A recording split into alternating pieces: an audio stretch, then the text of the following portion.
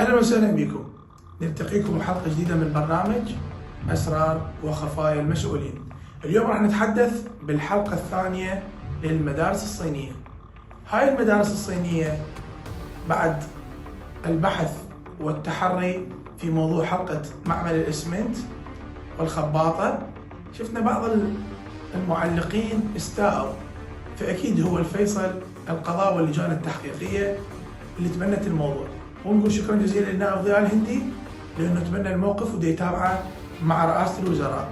هنالك موضوع آخر وهو المواد التي تستخدم في هذه المدارس.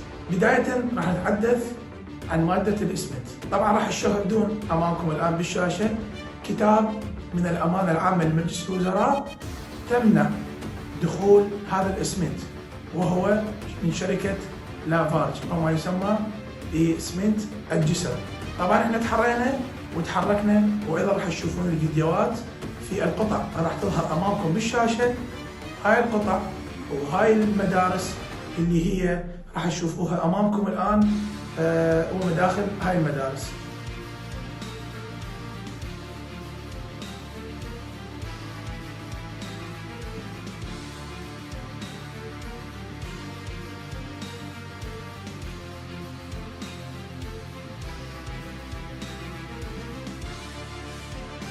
شفتوا مادة الإسمنت المستخدمة.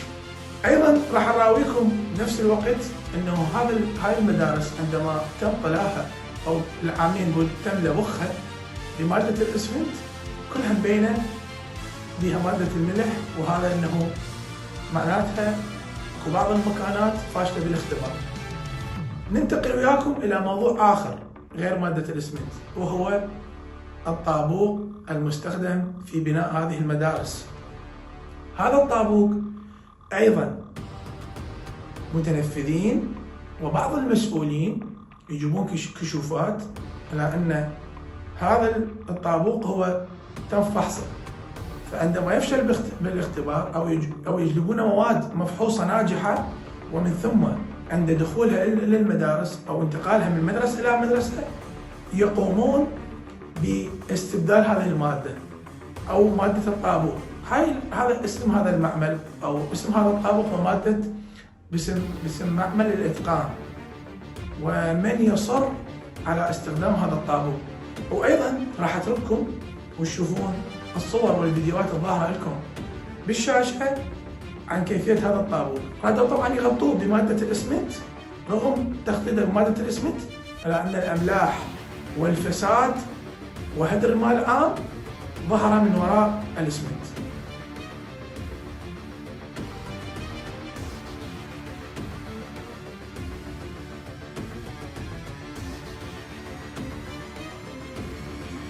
طبعا ايضا بعد ما شفتوا انه مادة الطابوق المستخدمة، نسأل من المسؤول عن ادخال هذه المواد ومن المتورط. هنالك لجان من الأمانة العامة لمجلس الوزراء، هنالك مهندسين يراقبون هذا المشروع، هنالك لجنة من مديرية تربية كربلاء، هنالك لجنة من وزارة التربية. كيف يمرر أو تمرر هذه المواد الغير مفحوصة الفاشلة بالاختبار؟ أيضا راح ناخذكم إلى فيديو وصور لهدر المال العام. يعني هذه قيمة المدارس اللي هي 44 مدرسة، هكذا يتم هدر المال العام فيها من الخباطة انتهاء باستخدام المواد. أحد المهندسين شاهد أنه المادة المستخدمة في إنشاء أو بناء مادة البورسلين هي لا يجب أن تستخدم فيها مادة، وبالتالي شاهد وجود مادة الإسمنت تستخدم. يعني حتى توضح الصورة أمامكم، هنالك مادة تشبه مادة البورك تستخدم في عملية تطبيق باللغة العامية البورسلين. العاملين في هذا أو المقاول، وراح نجيكم بنهاية الحلقة، لا يستخدمون مادة الإسمنت، وبالتالي كشفهم، وتم بعد كشفهم من خلال المهندس الشجاع الذي لا يقبل بأن تنهب أموال بلده أجبرهم على قلع وخلع هذه المواد. أيضا راح تشوفوها أمامكم كيف تم خلعها، وبالتالي هذا هدر للمال العام وهدر لموارد الدولة.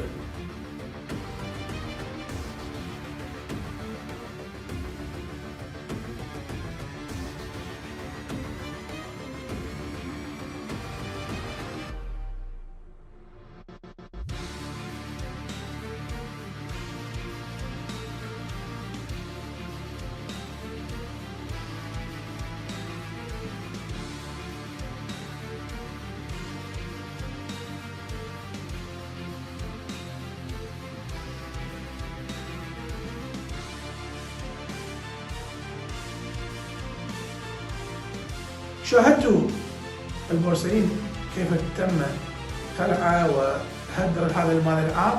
هنالك سؤال: من يصر على إدخال هذا المقاول وإعطاء هذا العدد من المدارس؟ نطلب من الجهات التحقيقية والقضاء العراقي العادل التدخل، وأيضا السادة النواب. طبعا أنا ظهرت هاي الرسالة ووجهتها، ولكن لم يستجب إلا نائب واحد هو النائب الشاب ضياء الهندي، وبدأ بالعمل من أجل مدينته. فهذه الأسئلة تطرح أمام الرأي العام وأمام السادة المسؤولين والسيد رئيس الوزراء ولجنة مكافحة الفساد في رئاسة الوزراء للتحري والتحقيق وتقديم المذنبين للعدالة. راح تشوفون الصور جدا مأساوية اللي شفتوها. وأيضا في ختام الحلقة راح أترك لكم فيديو قصير راح تشوفون كمية هدر المال العام وإدخال المواد الغير مفحوصة وانتقالها من مكان إلى مكان. أنا أعتقد طولت، ولكن الموضوع يستحق. إلى هنا جينا وياكم إلى نهاية حلقتنا، وراح نجيكم حلقة ثالثة من هدر المال العام وإسرار وخفايا المسؤولين والمدارس الصينية.